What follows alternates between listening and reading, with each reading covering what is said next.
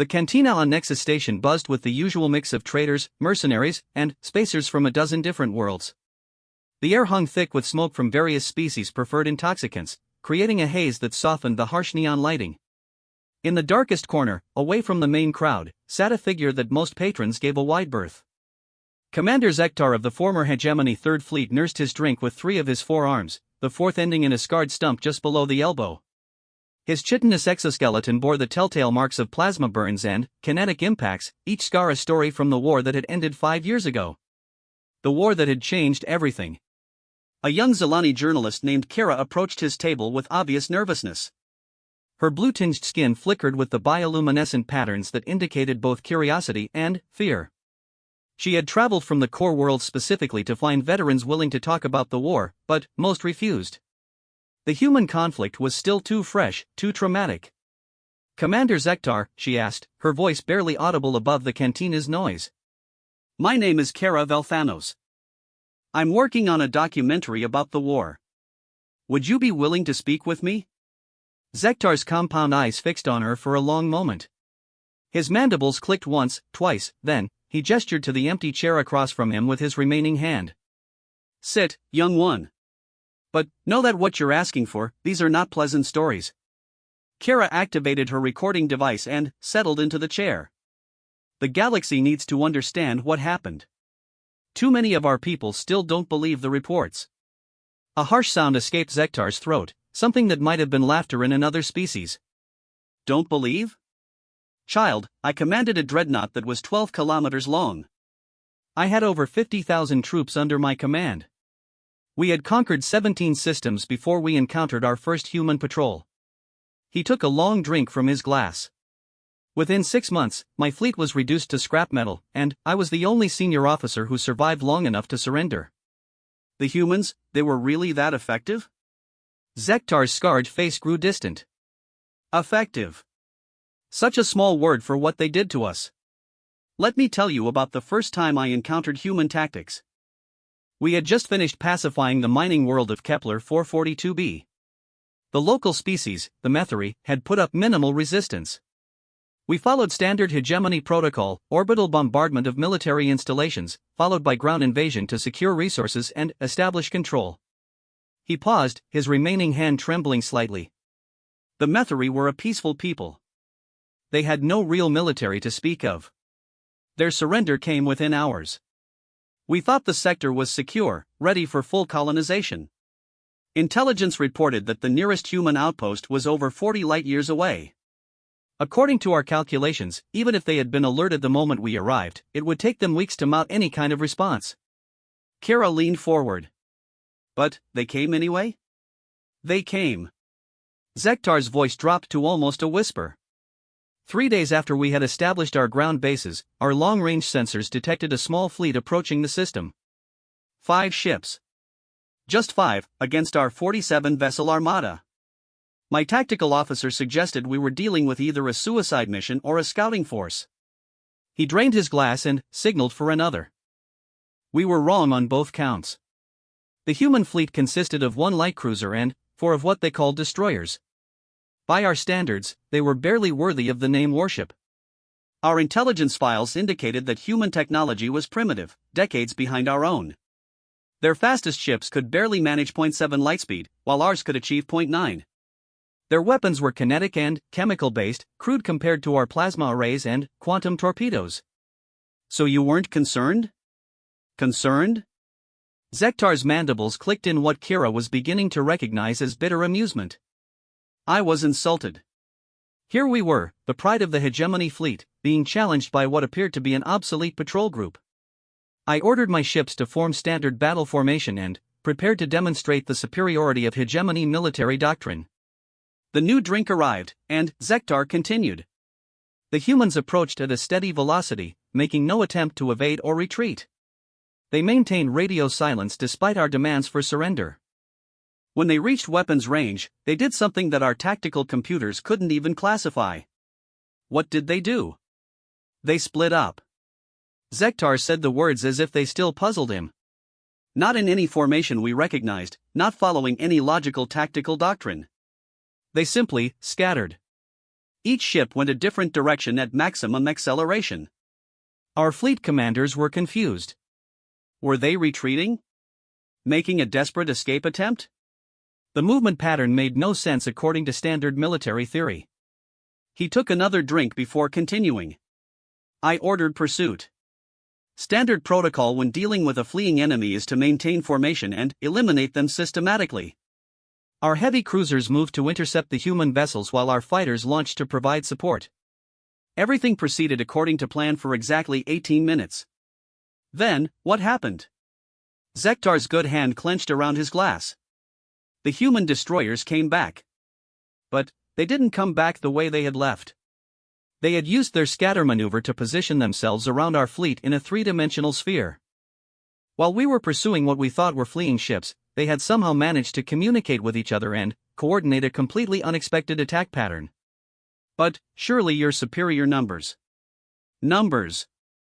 Zektar spat. Yes, we had numbers. But the humans had something else. Something our military academies had never taught us to counter. They had learned to think differently about space combat. While we fought in the traditional manner, with ships arranged in neat formations and following established tactical doctrines, they treated space like an ocean where anything could come from any direction at any time. He leaned back in his chair, his remaining arm gesturing as he spoke. The first indication that something was wrong came when my flagship's defensive grid registered incoming projectiles from 17 different vectors simultaneously.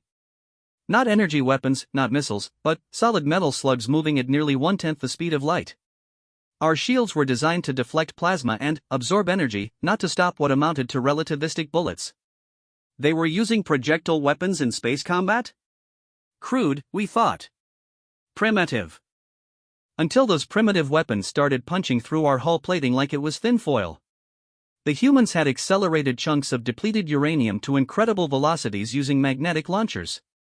Simple physics, but devastatingly effective. While our plasma arrays needed time to charge and lock onto targets, their railguns could fire continuously. Zektar paused, his compound eyes seeming to focus on something far away.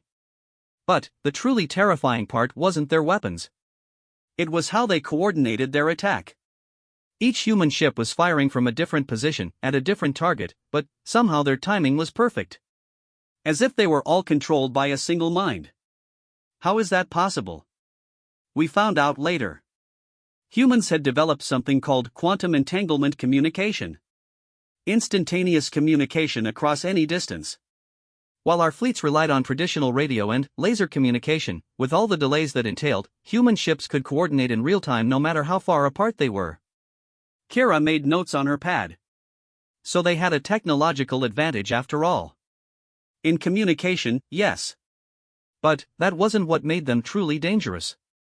Any species can develop better technology given time. What made the humans terrifying was how they used what they had. Watch. Zektar picked up several drink glasses from nearby tables and arranged them on his table. This was our formation. Heavy ships in the center, lighter vessels providing a protective screen, fighters deployed in a forward arc. He moved the glasses to demonstrate. Standard hegemony battle doctrine, proven effective against dozens of species over centuries of warfare. Concentrated firepower, overlapping defensive fields, clear command structure. It had never failed us. And the humans? Zektar scattered the glasses seemingly at random. This was their formation. No pattern, no structure, no apparent logic. Each ship acting independently but somehow coordinated with the others. They called it swarm tactics. Like a group of hunting predators, each one following its instincts while working toward a common goal. That sounds chaotic. Chaotic, yes.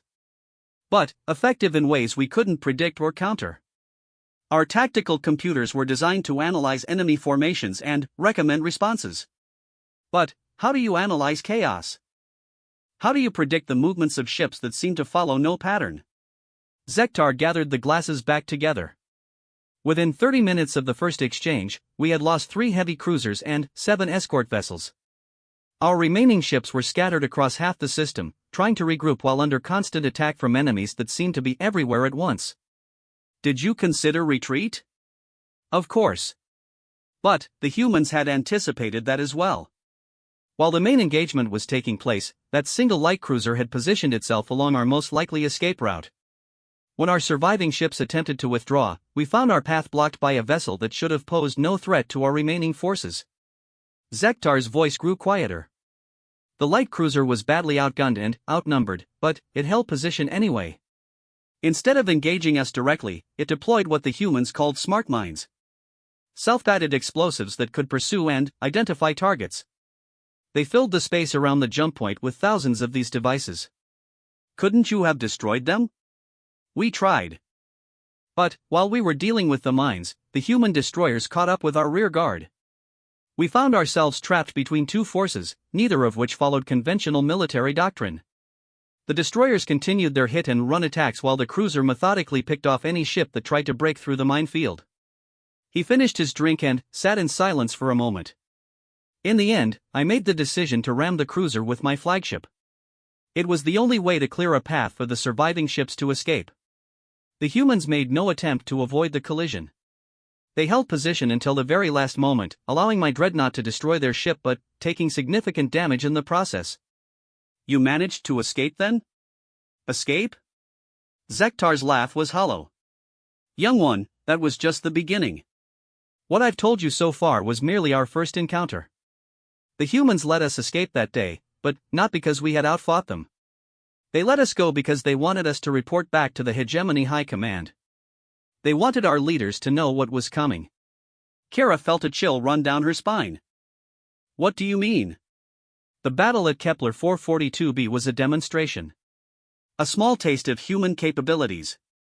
5 ships against 47, and they had controlled the engagement from beginning to end. But, what happened next? Zektar shook his head. What happened next showed us that those 5 ships weren't even a real military force. They were just scouts. Scouts? Local militia. Part-time soldiers from the nearest human colony. The actual human military hadn't even been informed of our presence yet. When they finally did respond. Zektar trailed off, staring into his empty glass. What happened when the real human military arrived? The real military. Zektar seemed to taste the words. Child, do you know how many species the hegemony had conquered before we encountered the humans? 47 different worlds, each with their own military traditions and technologies. Some fought with honor, following established rules of warfare. Others used guerrilla tactics or asymmetric strategies. A few even employed biological or chemical weapons. But, none like the humans? None like the humans. Every other species we encountered fought to defend their territory, their resources, their people. They fought defensively, reactively. Even their most aggressive tactics were ultimately about preservation and survival. Zektar leaned forward, his scarred face intense. The humans didn't fight defensively. They didn't fight to protect what they had. They fought to destroy us completely. Not just to drive us away, not to negotiate terms, but to eliminate the hegemony as a threat to any species, anywhere, ever again. How could you tell? Because when their real military arrived, they didn't come to the systems we had already attacked. They didn't try to liberate occupied worlds or rescue their colonies. Instead, they went straight to hegemony space and began systematically destroying our infrastructure. While we were still trying to figure out how to fight their scout forces, human fleets were attacking our shipyards, our supply depots, our training academies. Kara's skin pattern shifted to deep purple, indicating shock. They attacked your home territory? Not just attacked. They studied us first. Somehow, in the weeks between our first encounter and their main assault, they had learned everything about our military structure, our technology, our tactics. They knew where our critical facilities were located, which systems were most important to our war effort, even which commanders were responsible for specific operations. How is that possible? Intelligence networks. The humans had been observing us for decades without our knowledge. While we thought we were expanding into empty space, claiming uninhabited systems, they had been watching from hidden bases and monitoring stations. They knew about the hegemony long before we knew about them. Zektar signaled for another drink. But even that wasn't the most disturbing part. The truly frightening thing was how efficiently they operated once the war began. Every human action served multiple purposes. Every attack weakened us while strengthening their position. Every victory gave them new information they could use in the next engagement. They were learning from each battle? Learning and adapting faster than should have been possible. We would develop new tactics to counter their strategies, deploy them in the next engagement, and find that the humans had already anticipated our response and prepared countermeasures. It was as if they could read our thoughts. Maybe they could. Some species have telepathic abilities. No. Zektar shook his head firmly. Not telepathy. Something much more dangerous. The humans approached warfare like a science. They treated each battle as an experiment, each engagement as a source of data. While we fought with honor and tradition, they fought with mathematics and analysis. He paused as his new drink arrived. I remember receiving intelligence reports about human prisoners taken during the early battles. Our interrogators expected them to behave like soldiers from other species, either maintaining stoic silence or eventually breaking under pressure. Instead, the humans freely provided information about their basic military structure, their general capabilities, their standard operating procedures. They were cooperating? They were teaching us. Every piece of information they revealed was carefully chosen to make us overconfident, to reinforce our existing beliefs about human limitations. They told us about their slow ships and primitive weapons while concealing their true capabilities. They made us think we understood them while learning everything about us. Zektar's mandibles clicked rapidly, a sign of agitation. By the time we realized what was happening, it was too late. The humans had compiled detailed profiles of every major hegemony commander, analyzed our standard responses to different tactical situations, and developed specific strategies to exploit our weaknesses.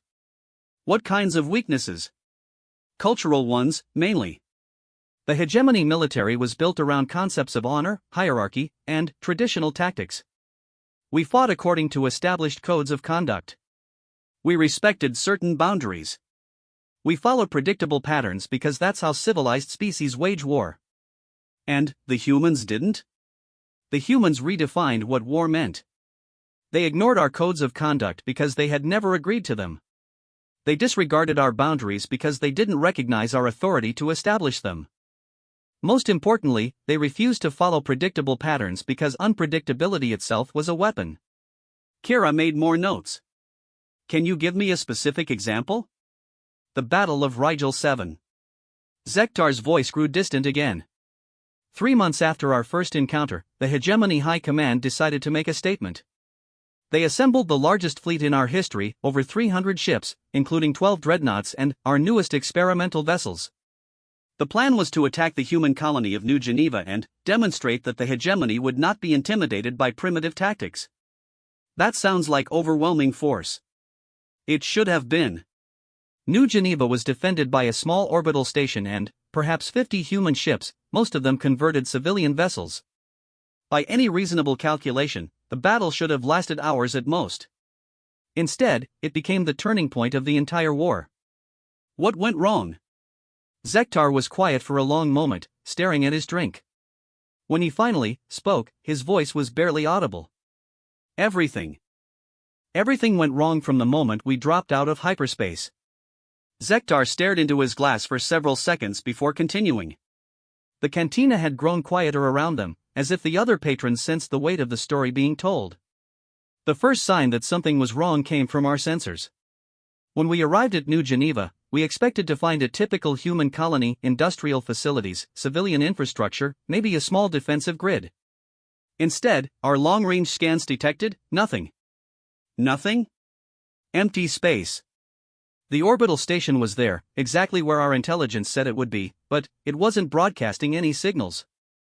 No communication traffic, no defensive preparations, no signs of civilian evacuation.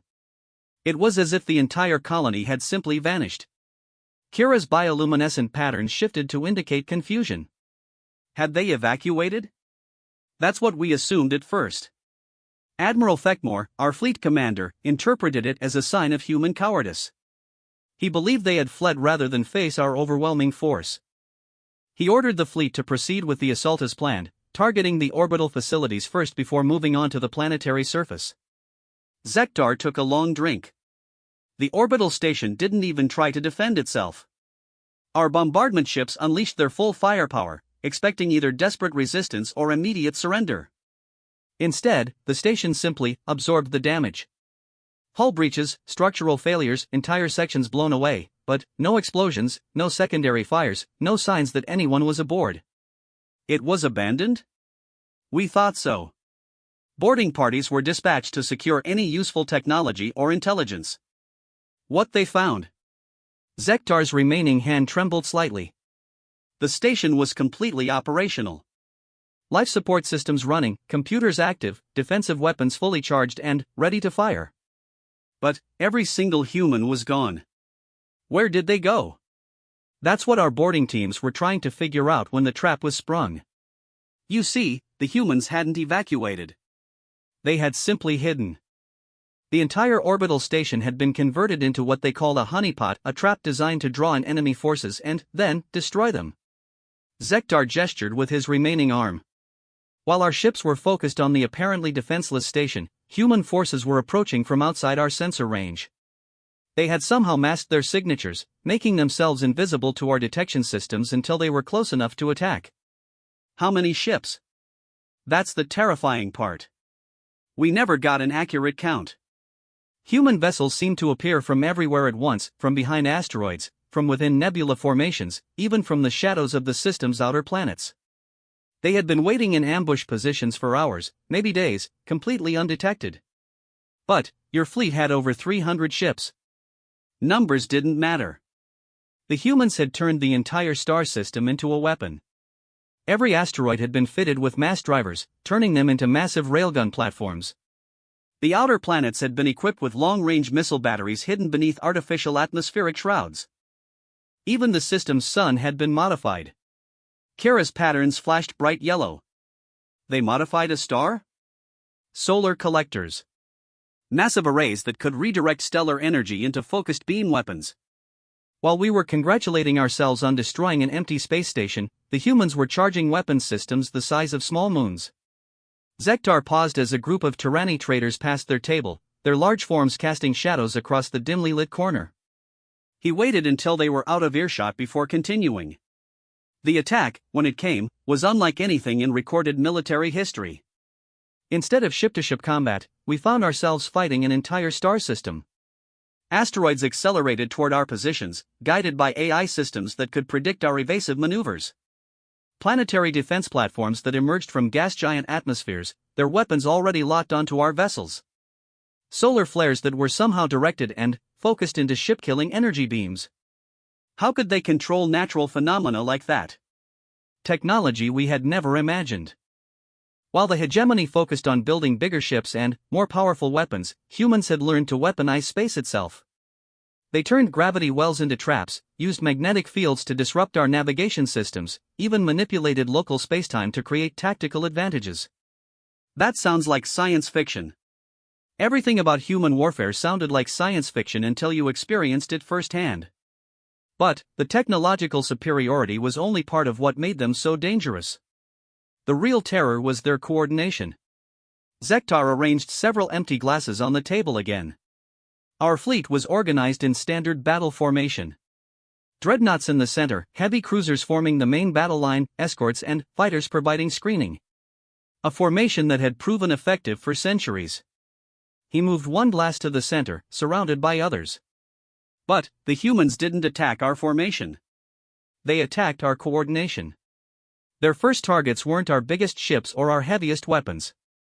They went after our command vessels and communication arrays. They were trying to disrupt your command structure? More than that. They were trying to turn our own organization against us. You see, hegemony military doctrine emphasized clear chains of command and centralized decision-making. Every major tactical decision had to be approved by fleet command and transmitted down through proper channels. That sounds efficient. It was, against conventional enemies. But the humans exploited it ruthlessly. By targeting our command ships first, they created chaos in our communication networks. Suddenly, ship commanders couldn't contact their superiors, couldn't receive new orders, couldn't coordinate with other vessels. Zektar scattered the glasses again. Within minutes, our organized fleet had become a collection of individual ships, each fighting its own battle without any overall strategy. Meanwhile, the humans continued to operate as a unified force, even though their ships were scattered across the entire system. How were they coordinating without centralized command? Distributed intelligence. Every human ship commander had been trained to operate independently while still working toward common objectives. They didn't need constant communication with a central authority because they all understood the overall strategy and could adapt their tactics in real time. Like a swarm intelligence. Exactly. But more sophisticated than any natural swarm. Each human commander was making independent decisions based on local conditions, but somehow those decisions always supported the larger battle plan. It was like fighting an enemy that could think with dozens of minds simultaneously. Zektar finished his drink and stared at the empty glass. The battle lasted 14 hours. By the end, our magnificent fleet of 300 vessels had been reduced to 17 damaged ships and a handful of escape pods. Admiral Thekmore's flagship had been destroyed in the first hour, along with most of the senior command staff. How did you survive? Pure chance. My ship had been assigned to the rear guard, protecting our supply vessels and evacuation routes. When the main battle began, I found myself too far away to participate effectively but close enough to observe everything that happened. You watched the entire battle? I watched the systematic destruction of everything I had believed about military superiority. Ship after ship, destroyed by enemies they couldn't even locate. Commanders who had never lost a battle, defeated by tactics they couldn't understand. An entire fleet, annihilated by forces that seemed to violate every principle of conventional warfare. Zektar's voice grew quieter. But the worst part wasn't the destruction itself. It was how methodical it all seemed. The humans weren't fighting in anger or desperation. They were conducting what they called a training exercise, using our fleet as a test platform for new tactical concepts. A training exercise? We learned later that most of the human forces at New Geneva were recent graduates from their military academies.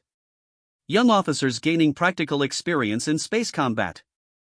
They used our assault as a graduation exam, with senior commanders evaluating their performance and providing real-time feedback.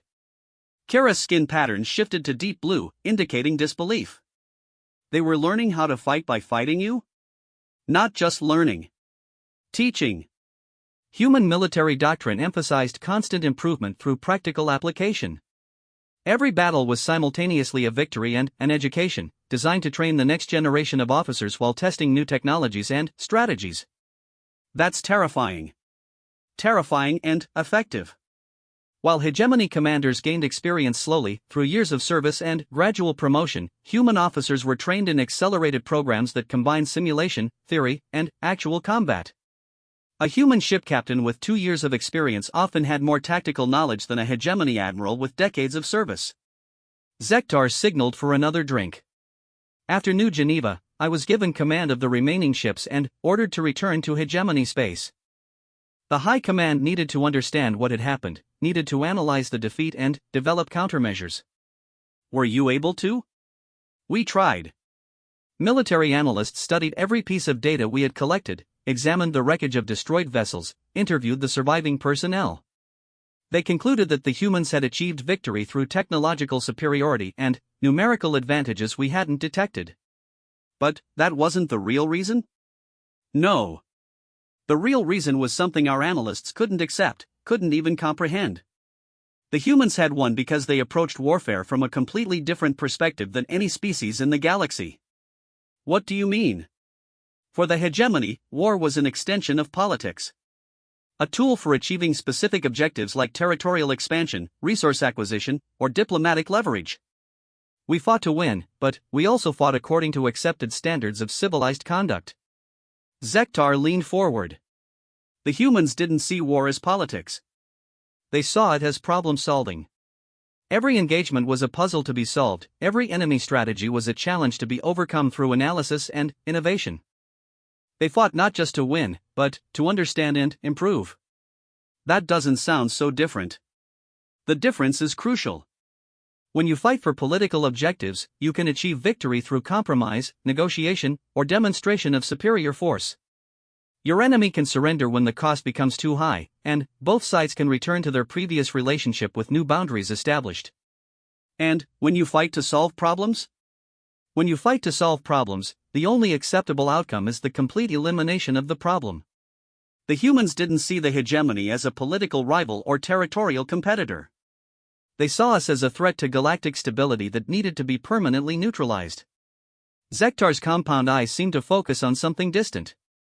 3 weeks after New Geneva, human forces began appearing throughout hegemony space.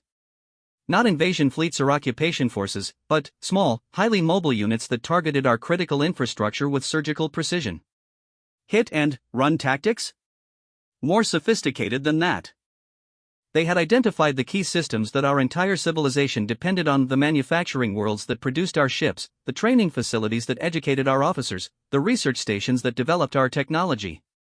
Instead of conquering territory, they simply destroyed our ability to continue fighting. But surely the hegemony could have rebuilt. That was the brilliance of their strategy. They didn't just destroy our facilities, they eliminated our knowledge base. Research databases, training programs, design specifications, tactical doctrines, everything that represented centuries of military development was systematically targeted and erased. They were trying to set you back technologically? They were trying to ensure that even if we rebuilt, we would never again pose a threat to other species. By destroying our institutional knowledge, they forced us to start over from the beginning while simultaneously demonstrating that our previous approaches to warfare were fundamentally flawed. Zektar took a sip of his new drink. The final phase of the war lasted only 6 months. Human forces appeared wherever hegemony resistance was strongest, analyzed our defensive strategies, and, then, developed specific countermeasures. It was like watching a master strategist playing a game against children. What happened to the hegemony leadership? Surrender negotiations began when it became clear that continued resistance would result in the complete extinction of our species. But even the surrender process revealed how thoroughly the humans had dominated us. How so? Traditional surrender involves the defeated party accepting the victor's terms and agreeing to new political arrangements. The humans weren't interested in ruling us or extracting tribute or establishing puppet governments. They wanted something much more fundamental. What did they want? They wanted us to change. Not just our government or our military, but our entire approach to interspecies relations. The surrender terms included mandatory education programs, cultural exchange requirements, and oversight of all future expansion attempts. They were trying to reform your civilization? They were trying to ensure that the hegemony would never again see conquest as an acceptable solution to political problems. And they succeeded. Today, former hegemony worlds are among the most peaceful and cooperative members of the Galactic Council. Zektar paused, his scarred face showing something that might have been admiration. The truly remarkable thing was how quickly they accomplished this transformation. Within 2 years of the surrender, hegemony worlds were voluntarily adopting human educational systems, human diplomatic protocols, even human philosophical approaches to conflict resolution. They were impressed by human capabilities? More than impressed. They were convinced that human methods were superior to their own. When you've been thoroughly defeated by an enemy that then treats you with fairness and respect, when they help you rebuild better than you were before, it's hard to maintain feelings of resentment or desire for revenge. The humans helped rebuild the hegemony? Extensively. Human engineering teams assisted with infrastructure repair, human educators helped establish new training programs, human diplomats facilitated peaceful integration with neighboring species. They approached post-war reconstruction with the same systematic efficiency they had applied to warfare. Kira made more notes on her recording device. It sounds like the humans were natural leaders. Natural problem solvers. And that's what made them truly terrifying as enemies and invaluable as allies. They saw the war not as a conflict between different species, but as a problem that needed to be solved for the benefit of galactic civilization as a whole. Are you saying they were right to attack the hegemony? Zektar considered the question for a long moment. I'm saying they were effective. Whether they were right or wrong is a philosophical question.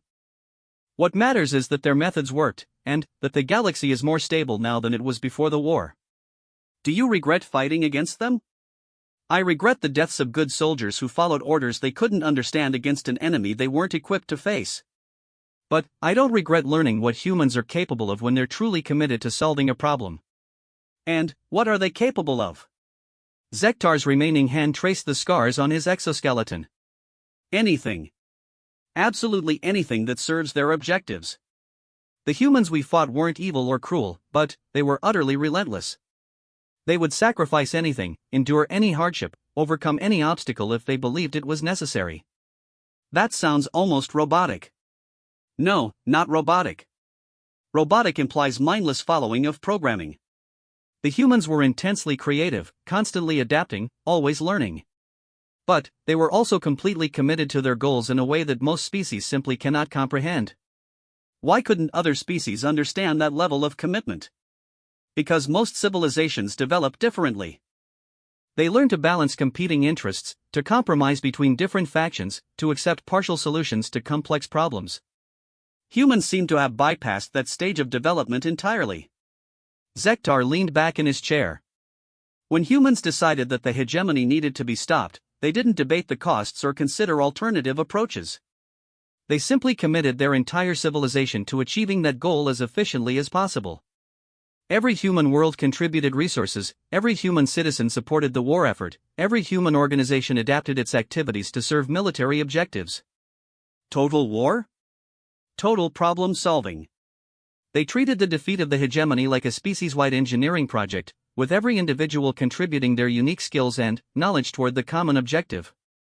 The result was a level of coordination and efficiency that made our own military seem primitive by comparison. The cantina had grown significantly quieter around them, with many patrons having left for other venues or retired for the night. Zektar glanced around the room before continuing. But perhaps the most unsettling thing about fighting humans wasn't their technology or their tactics or even their commitment. It was how much they enjoyed the challenge. Enjoyed it? Not in a sadistic way. They took no pleasure in causing death or destruction. But they genuinely seemed to enjoy the problem-solving aspects of warfare.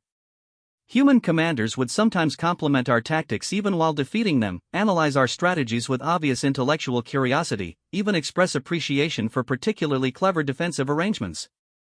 They were studying you even during battle? Constantly. Every engagement was simultaneously a fight to the death and a learning experience. They would test new approaches, experiment with different technologies, even deliberately handicap themselves to see if alternative strategies might be more effective. That's a very strange way to conduct a war. Strange but effective. By treating warfare as a form of applied science, they were able to develop new capabilities much faster than we could adapt to counter them.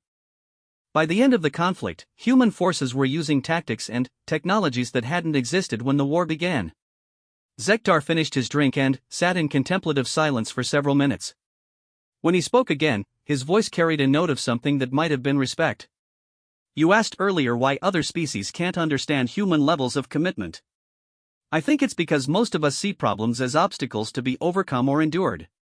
Humans see problems as opportunities to become better than they were. Kira sat alone in the cantina for several minutes after Zektar's departure, processing everything she had heard. The weight of his stories pressed down on her like a physical force, reshaping her understanding of galactic history and human nature. She was about to leave when she noticed another figure approaching her table. The being was clearly hegemony, but younger than Zektar, with fewer scars and a more upright posture. His exoskeleton gleamed with the telltale signs of recent medical reconstruction, and his movements carried the precision of someone who had adapted well to prosthetic limbs. "Excuse me," he said in accented standard, "I couldn't help but overhear your conversation with Commander Zektar. I am Captain Thekvel, formerly of the Hegemony 7th Fleet. If you're interested in human combat stories, I have one that even the old commander hasn't heard." Kara gestured to the chair Zektar had vacated. "Please, sit. I'm always interested in first-hand accounts." Thekvel settled into the chair with practiced ease. What the commander told you about human military capabilities and strategic thinking was accurate, but incomplete. He experienced the war from a fleet command perspective, seeing the larger patterns of human behavior. I experienced it from the ground level, fighting alongside human soldiers in circumstances that revealed aspects of their nature that even their allies rarely witness. You fought alongside humans? During the final phase of the war, when hegemony resistance had collapsed and occupation forces were being deployed to maintain order. I was captured after the Battle of Vega Prime and spent 8 months as a prisoner of war. But the humans didn't treat prisoners the way other species did. Thekvel paused as a server approached, ordering a drink before continuing. Standard military doctrine for prisoner management involves secure facilities, minimal interaction with captors, and basic subsistence until prisoner exchanges can be arranged. Human prisoner policies were completely different. How so? They integrated prisoners into their military operations as advisors and liaisons. Instead of confining us, they gave us jobs. Instead of isolating us from their forces, they made us part of their teams. Within weeks of my capture, I was serving as a cultural consultant for human units operating in hegemony territory. They trusted you with sensitive information? They trusted me with everything. Battle plans, communication codes, strategic objectives, even personal details about their soldiers' families and backgrounds. At first, I thought it was some sophisticated form of psychological manipulation, designed to make me feel obligated to cooperate. Thekvel's drink arrived, and he took a sip before continuing. But, after several weeks of working with human forces, I realized that trust wasn't a tactic for them. It was a fundamental assumption about how rational beings should interact with each other. That seems dangerously naive. That's what I thought initially. Surely they understood that prisoners might escape and report everything they had learned to enemy forces. Surely they recognized the security risks of revealing operational details to former adversaries. But they didn't care about those risks? They had calculated that the benefits of cooperation outweighed the risks of betrayal.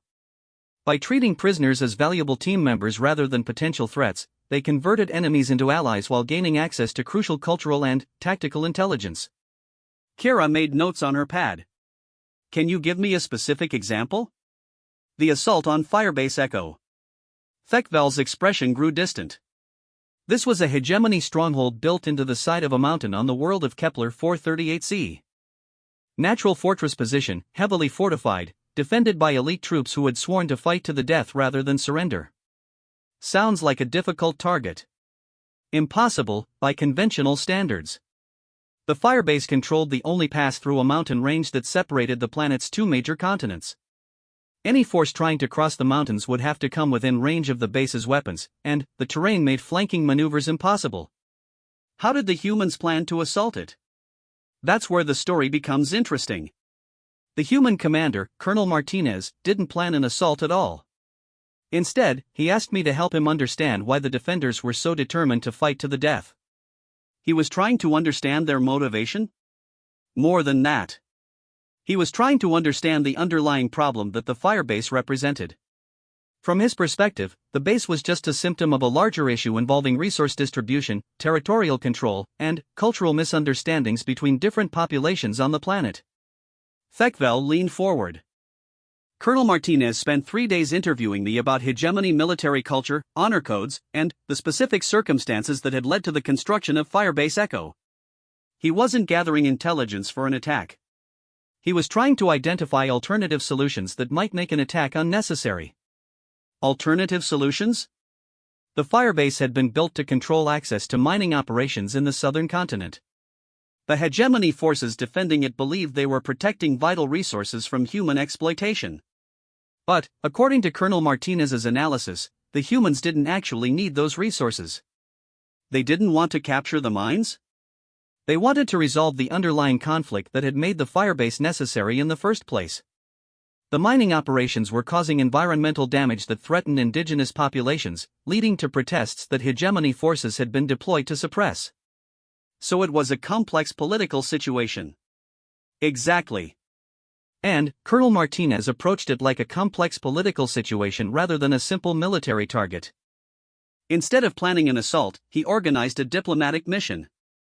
Thekvel took another sip of his drink. But, this is where the story reveals something truly remarkable about human nature. When I explained that hegemony honor codes would prevent the defenders from participating in any negotiations, that their cultural conditioning required them to fight to the death rather than discuss surrender, Colonel Martinez didn't see this as an obstacle. What did he see it as? An opportunity to demonstrate human problem-solving capabilities. He asked me to design a scenario that would allow the defenders to maintain their honor while still achieving a peaceful resolution to the conflict. He wanted you to find a solution to your own people's intransigence? He wanted me to be part of the solution rather than just a source of information. This is typical of human leadership methods. Instead of making decisions for subordinates, they challenge subordinates to develop their own solutions to shared problems. And, you found a solution? We found a solution together. The key insight was that hegemony honor codes didn't actually require fighting to the death. They required fighting to the completion of the mission. If we could redefine the mission parameters, we could create conditions where surrender became compatible with honor. Kira's bioluminescent pattern shifted to indicate fascination. How do you redefine a mission? By demonstrating that the original mission parameters were based on incorrect assumptions. The defenders believed their mission was to protect vital resources from enemy exploitation. If we could prove that the humans had no intention of exploiting those resources, the mission would become unnecessary. But, how could you prove human intentions? Colonel Martinez proposed something unprecedented in military history. He offered to allow hegemony observers to participate in human decision-making processes regarding the mining operations. Not just to observe, but to have actual veto power over any decisions they considered harmful to indigenous populations. Thekvel's mandibles clicked in what Kira was learning to recognize as amazement. In effect, he was offering to give former enemies control over human resource extraction policies on a conquered world. The proposal was so unexpected that it took me several days just to understand what he was suggesting. And, you believed he was sincere? I believed he was applying consistent human principles to an unusual situation. Throughout my time as a prisoner, I had observed human decision-making processes at close range. Their methods were always collaborative, always focused on long-term sustainability rather than short-term advantage. So you convinced the defenders to surrender? I convinced them to negotiate. But, the negotiation process revealed yet another aspect of human nature that continues to astonish me.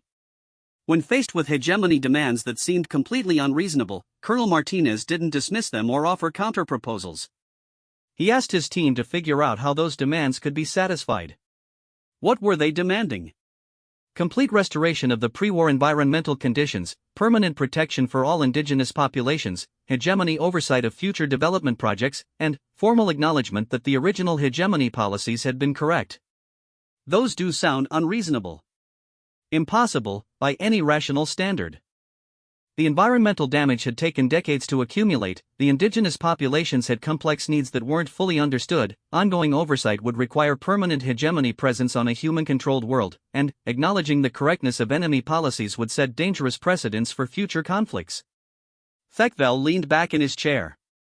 But, Colonel Martinez assigned different teams to address each demand as if they were engineering problems rather than political impossibilities. Within 2 weeks, they had developed preliminary solutions for every issue. How?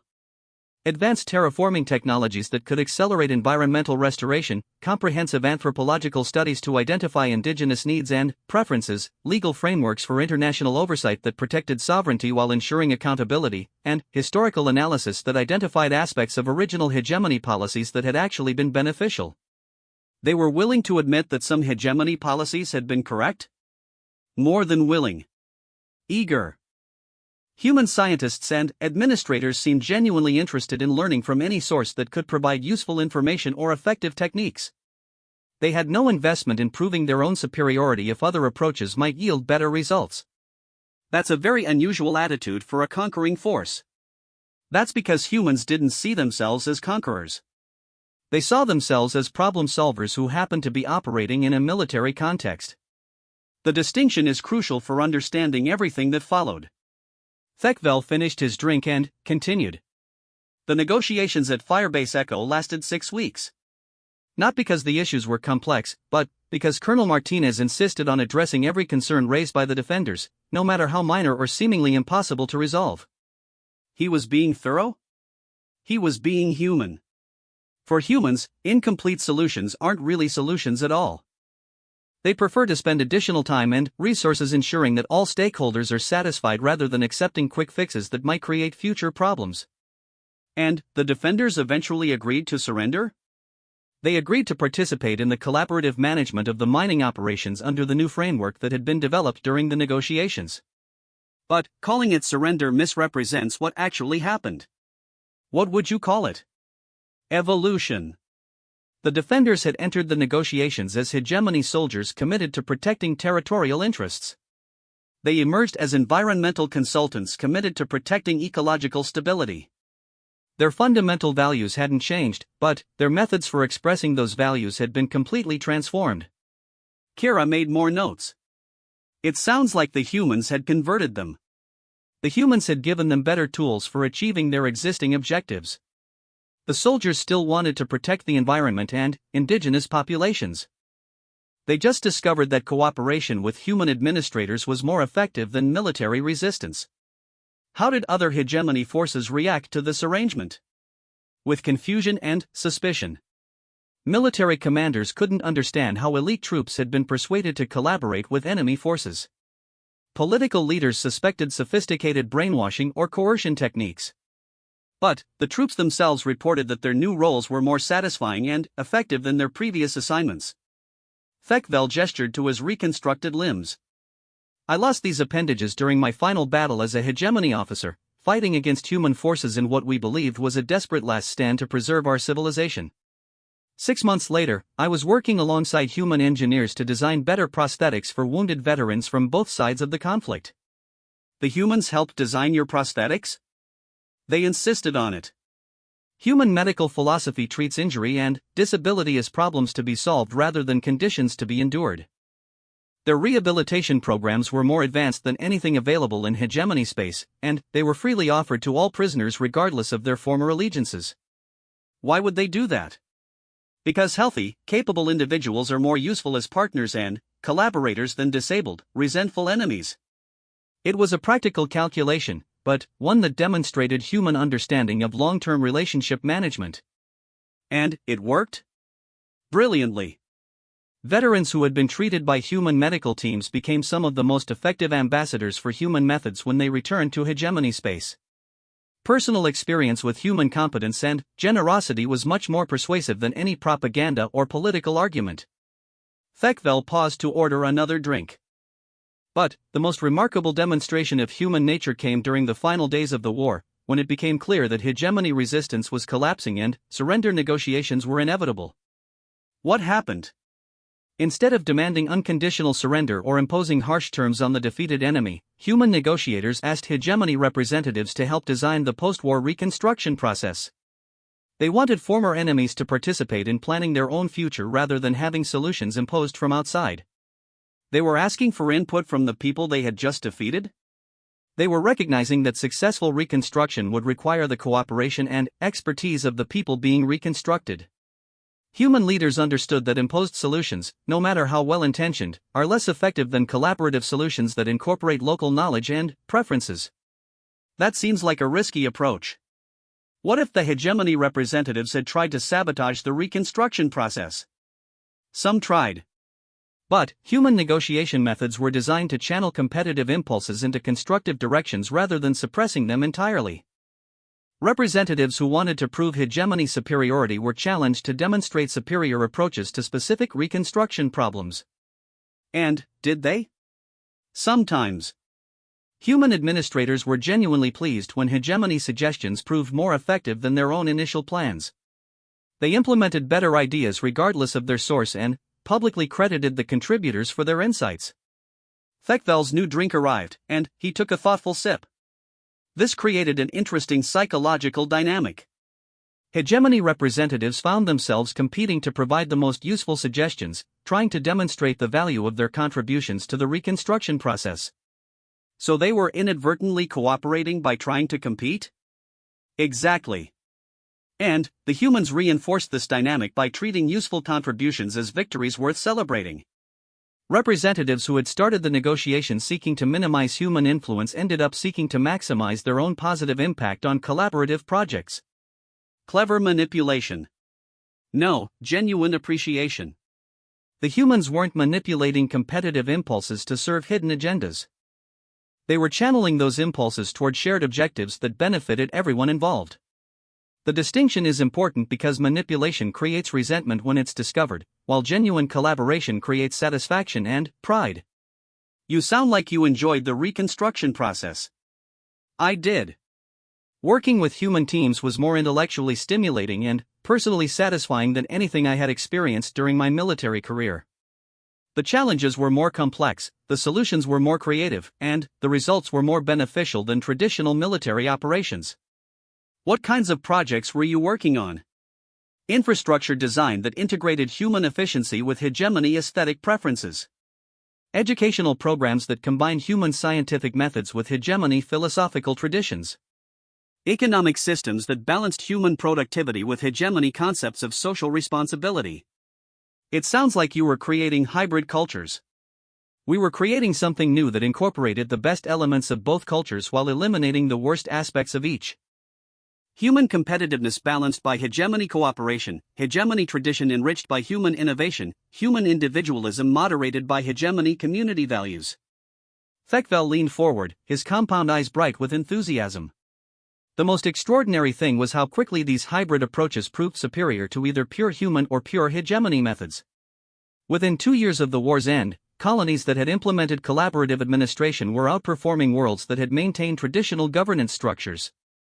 The cooperation was actually more effective? Dramatically more effective. Productivity increased, crime decreased, innovation flourished, and citizen satisfaction reached levels that had never been recorded in either human or hegemony space. The results were so impressive that other species began requesting similar collaborative arrangements. Other species wanted to work with humans too? Other species wanted to work with the human hegemony partnerships. The hybrid communities had developed capabilities that exceeded what either species could achieve independently. They were becoming the most desirable partners for trade, research, and cultural exchange. So the war ultimately led to something better than what existed before? Much better. But not because war itself was beneficial. The improvement came from the collision between different approaches to problem solving, followed by systematic efforts to combine the best elements of each approach. Thekvel finished his drink and sat quietly for a moment. I think that's what humans understood from the beginning, what made them so effective as both warriors and peacemakers. They didn't see conflict as an end in itself, but as an opportunity to discover new possibilities that couldn't have emerged without the pressure of opposing forces. They were learning from their enemies even while fighting them? They were learning from everyone, all the time.